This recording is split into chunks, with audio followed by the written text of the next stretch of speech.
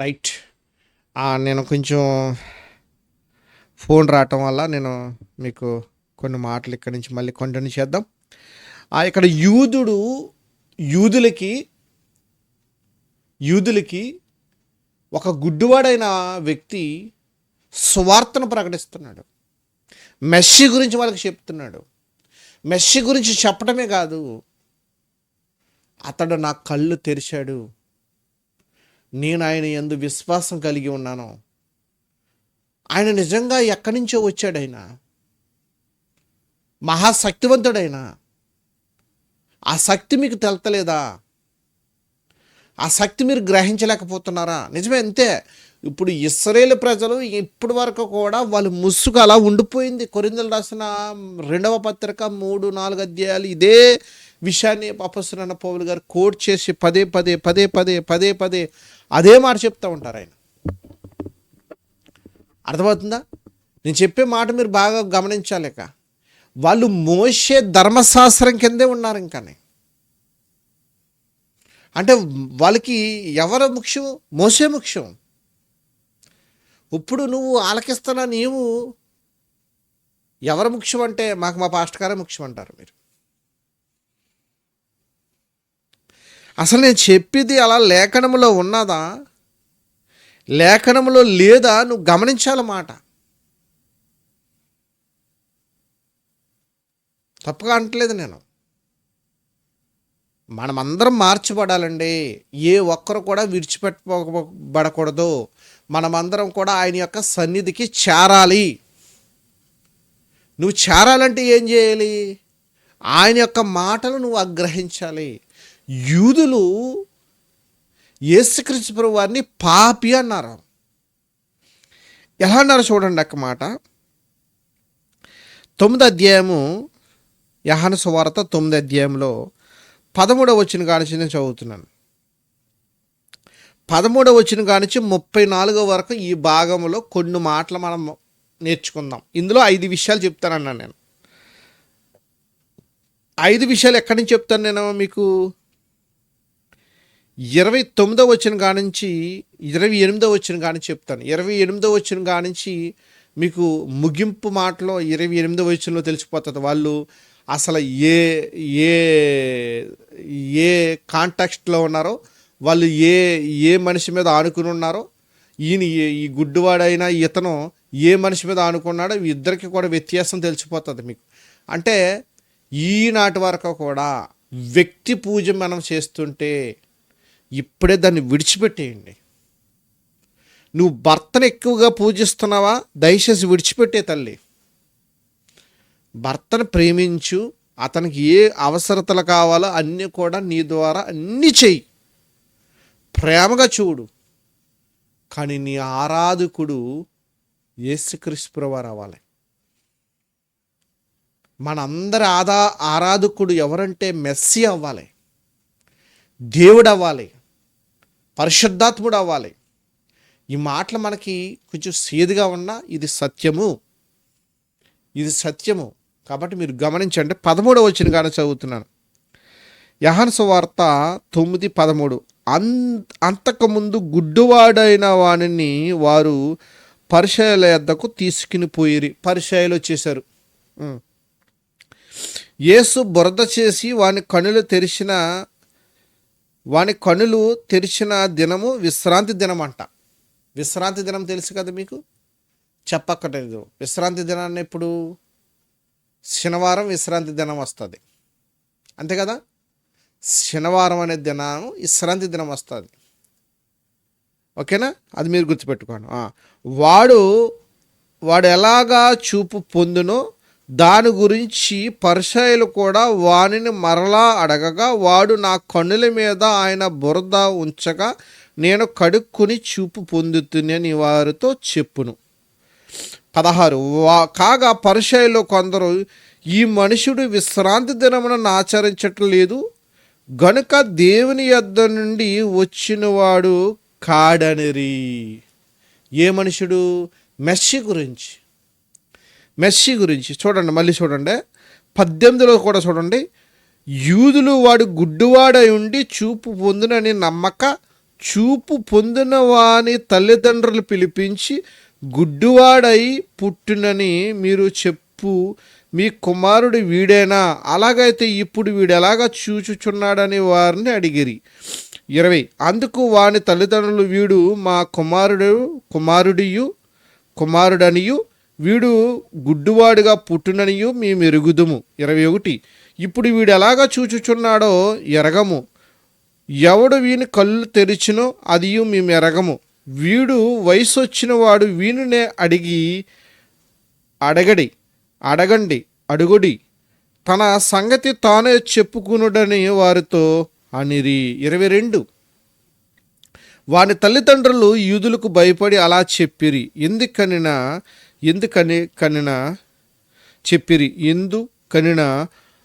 ఆయన క్రీస్తని ఎవడైనా ఒప్పుకున్నాడలా వానిని సమాజ మందిరం నుండి వెలివేతురని యూదులు అంతకుముందు నిర్ణయించుకుని ఉండిరి.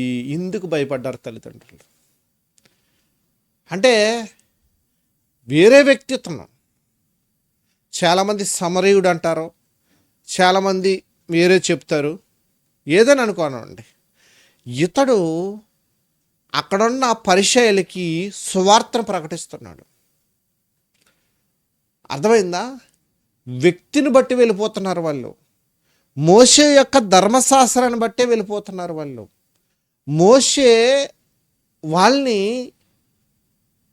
వాళ్ళకి చూపించిన మార్గాన్ని విడిచిపెట్టి వాళ్ళ యొక్క సొంత నిర్ణయాలకు వెళ్ళిపోతున్నారు. అప్పుడు ఈ రోజుని వింటున్న నీవు సొంత నిర్ణయానికి వెళ్ళిపోతుంటే, వ్యక్తి పూజ నువ్వు చేస్తున్నట్లయితే వెంటనే దాన్ని విడిచిపెట్టాయి. ఎందుకు విడిచిపెట్టాడంటే ఈ వాక్యం మనకి మాట్లాడుతుంది. ఈ రోజుని ఏం మాట్లాడుతుంది చెప్పనా? మోషే శిశువులు మోషేని ఒక ముఖ్యమైన వ్యక్తిగా వాళ్ళు ప్రకటించి, యెహోవానే నమ్ముతున్నాం మేము, అంటే మోషే ఆచరించిన ఆచారాలే మేము నమ్ముతాము, ఈయన మెస్సీ అని మేము నమ్మమని కట్టకట్టగా చెప్పేశారు వాళ్ళు. కాబట్టి ఈ గుడ్డివాడైన అతను ఒక అమూల్యమైన మాట చెప్తున్నాడండి. నాకులాగా మీరు శిశువులైపోతారు ఆయనకి. ఇతడు ఆయనకి శిశువుడైపోయాడు అంతే. ఇతడు అతన్ని యేసుప్రభుని అంగీకరించి యేసుప్రభుని అంగీకరించేసి యేసుప్రభులో ఉన్న ఆ యొక్క మహిమను తెలిసేసుకుని వెంటనే ఆయనకి శిశువుడైపోయాడండి. ఇతను శిశువుడు అయిపోవటమే కాదు, వాళ్ళకి స్వార్థను ప్రకటించాడు. ఈయన 5 విషయాలు చెప్తాను, మీరు గుర్తుంచుకోవాలి. ఈ మాటలు చాలా విలువైన మాటలండి. ఆ మాటలకు వస్తే అందుకని ఎంత ప్రాముఖ్యమైనదో ఈ విషయాల గురించి అని ముందుగా చెప్పాను నేను. ఎందుకు ప్రాముఖ్యమైనదన్న దానికే వెళ్తున్నాను ఇప్పుడు నేను. ఎంత ప్రాముఖ్యమైనదో మీరు వినాలి, ఎందుకు ప్రాముఖ్యమైనదో నేను ముగించేసి చెప్తాను. వీళ్ళ పరిస్థితి ఎలా ఉన్నారండి? వీళ్ళు ఒక్క గుడ్డివాడిని ఎన్ని మాట్లాడినారు వాళ్ళు చూడండి. ఇక్కడ 17వ వచనం చూడండి. 9 యోహాను సువార్త 9:17 వచనం చూడండి. కాబట్టి వారు అంటే పరిచయులు మరలా గుడ్డివాడిని పిలిచి, అతడు నీ కనులు తెరిచినందుకు నీవు అతని గురించి ఏమనుకొనుచున్నావని అడగగా, వాడు ఆయన ఒక ప్రవక్త అనెను. తర్వాత 18 యూదులు వాడు గుడ్డివాడై ఉండి చూపు పొందిన వాని తల్లిదండ్రులు పిలిపించారట. నమ్మటం వల్ల వీళ్ళ నమ్మకం ఎలా ఉన్నదంటే అవిశ్వాసులు అన్నమాట. వీళ్ళు దేవుణ్ణి నమ్మకోకుండా తన వాదముల గురించి తిరగబడ్డారు అన్నమాట వీళ్ళు. అందుకనే మీకు రోమపత్రిక ఈ సందర్భంగా ఒక మాట నేను మీకు చూపిస్తాను. రోములకు రాసిన పత్రిక 2వ అధ్యాయం, రోమపత్రిక 2వ అధ్యాయం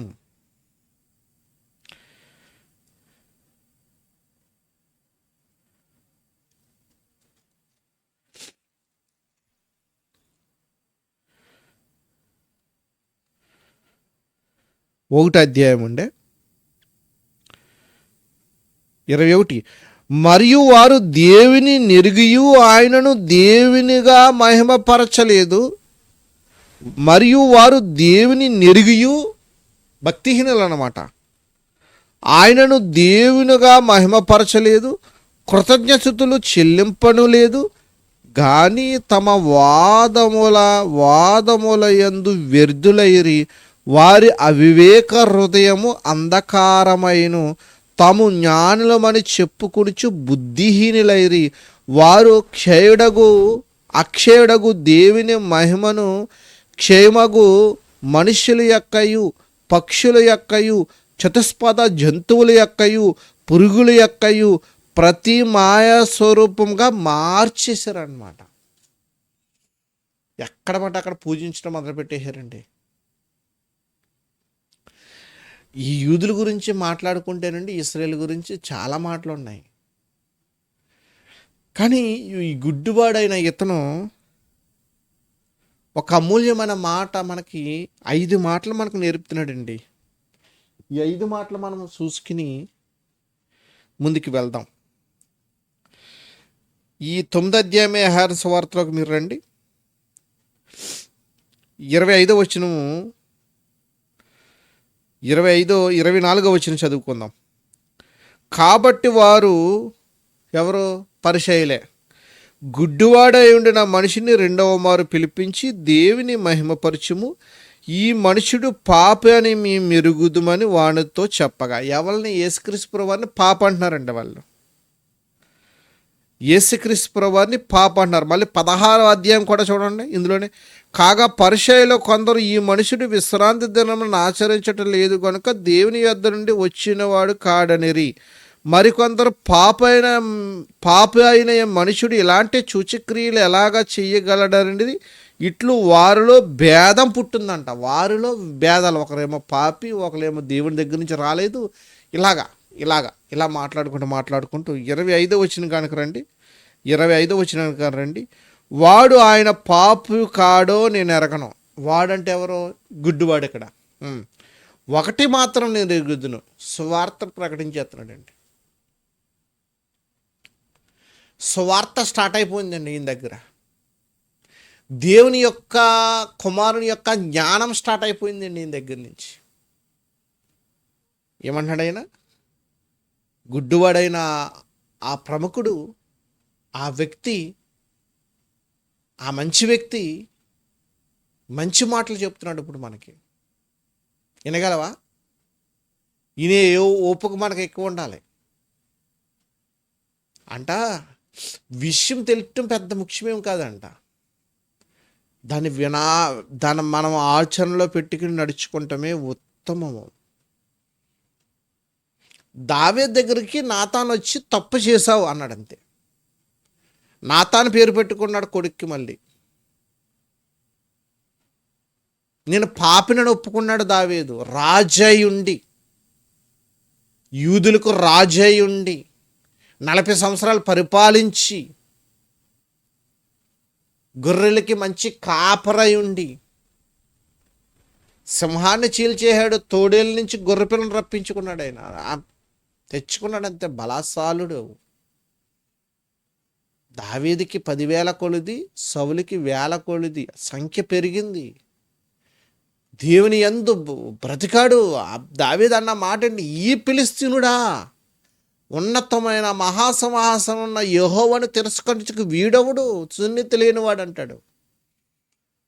ఆయన నామాన్ని ఉచ్చరించలేనివాడు ఈడికి భయపడుతున్నారు అన్నలారా అని 5 రాళ్ళు తీసుకుని మొదటి రాయికే బోర్లగా పడుకోబెట్టాడు దావీదు. King of the king. నిజంగా వినటం వల్ల విశ్వాసం పెరుగుతుందండి. ఈ గుడ్డివాడు ఇతను యూదులకి ప్రసంగం చేస్తున్నాడు. మొదటి విషయం చెప్తున్నాను. మొదటి విషయం ఏంటంటే, ఈ మొదటి విషయం ఆశ్చర్యమే అన్నాడండి ఈయన. రెండో విషయం ఏంటంటే, దైవభక్తుడు తప్ప ఆయన చిత్తాన్ని బట్టి, చూడండి, రెండో విషయం ఏంటంటే, ఎవడైనను దైవభక్తుడై ఉండి ఆయన చిత్తము చొప్పున జరిగించిన ఎడల ఆయన వాని మనవ ఆలకించును. దైవభక్తుడే దావీదు, దైవభక్తుడే. సంసోను దైవభక్తుడా, సంసోను దైవభక్తుడే. ప్రవక్తలందరూ దైవభక్తులే. రాజుల్లో కొంతమంది దైవభక్తులే, లేవీలో కొంతమంది దైవభక్తులే, ఇశ్రాయేల్లో కొంతమంది దేవుని యందు నడిచారు. రెండో విషయం, పుట్టి గుడ్డివాడైన కన్నులు ఎవడైనానో తెరిచినట్టు లోకములో ఇదివరకు నేను ఎన్నడూ వినలేదన్నాడు. ఈయనే రక్షకుడు, మెస్సీ అని ఒప్పుకుంటున్నాడు. నాలుగో విషయము, దేవుని దగ్గర నుండి వచ్చినవాడు, ఈయన దేవుని దగ్గర నుండి వచ్చినవాడు తప్ప ఎవరు చేయగలరని అంటారు. నాలుగో విషయం. ఈ 4 విషయాల్లో మీరు గమనించినట్లయితే ఇక్కడ ఒక మాట మీరు నేర్చుకోవాలి. మొదటి విషయం, ఆశ్చర్యమే. నేను లోకానికి వెలుగై ఉన్నాను, ఆ వెలుగుని నువ్వు తెలుసుకోలేకపోతున్నావు, ఇది నీకు ఆశ్చర్యంగా కనపడాలి. రెండో విషయం, భక్తుడైన వాడు తప్ప ఎవరు ఆయనను తెలుసుకోలేరు, ఇది రెండో విషయం. మూడో విషయం, నేను ఇంతవరకు అటువంటి వ్యక్తిని వినలేదంటాడు. నిజంగా లోకరక్షకుడు తప్ప ఈ లోకాన్ని జయించేది ఎవరు లేరండి. నాలుగో విషయం, దేవుని దగ్గర నుంచి మెస్సీ వచ్చాడండి. ఆయన 33.5 సంవత్సరములు ఉన్నాడు. నీకోసం నా కోసం తన రక్తాన్ని కార్చాడు, నిన్ను నన్ను తన సన్నిధిలో నిలబెట్టుకున్నాడండి. ఇది 4 విషయాలు మనం గుర్తుంచుకోవాలి. ఈ 4 విషయాలు ఆయనకు ప్రసంగం చేస్తున్నాడండి యూదులకి. మొదటి విషయం చూద్దాం. 28వ వచనం కానీ చదువుతున్నాను. మొదటి విషయం, అందుకు వారు, నీవు వాణి శిశువుడు. చూసారా, యేసుక్రీస్తు ప్రభువు శిశువుడు నువ్వు అంటున్నారా వాళ్ళు. మేము మోషే శిశువులము. ఇక్కడ 5వ అధ్యాయానికి రండి. 5వ అధ్యాయానికి రండి. యోహాను సువార్త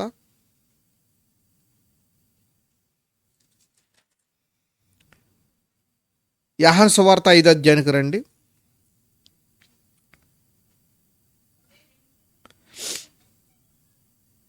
43వ వచనం, నేను నా తండ్రి నామమును వచ్చి ఉన్నాను, మీరు నన్ను అంగీకరింపరు.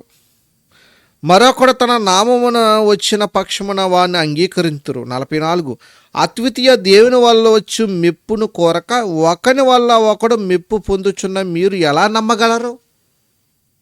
పరిచయులతో, యూదులతో, వీళ్ళందరితో మాట్లాడతారు యేసుప్రభు గారు. నేను తండ్రి యొద్దకు మీ యొద్దకు, నేను తండ్రి యొద్ద మీ మీద నేరం మోపుదురని తలంచకుడే. నేను నేరం మోపనయ్యా, నేను కాదు, నేను నేరం మోపను. అబ్రాహాము దేవుని, ఇస్సాకు దేవుని, యాకోబు దేవుని అని ఏ దేవుని గురించి అయితే మోషే యేసుక్రీస్తు ప్రభువు ఎక్కడైతే పొదలో నుంచి యేసుక్రీస్తు ప్రభువు వారు మోషేతో మాట్లాడారో ఆ మెస్సియా మాట్లాడుతున్నారు ఇక్కడ.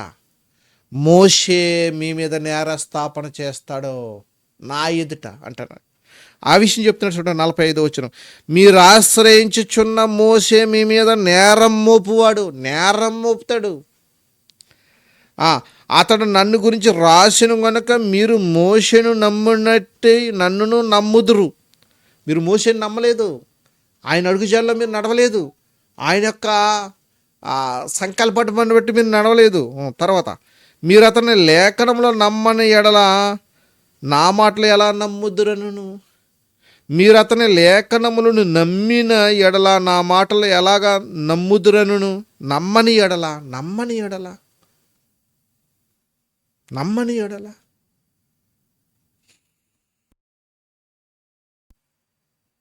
ఈ మాట ఎప్పుడు గుర్తుపెట్టుకోవాలండి మీరు.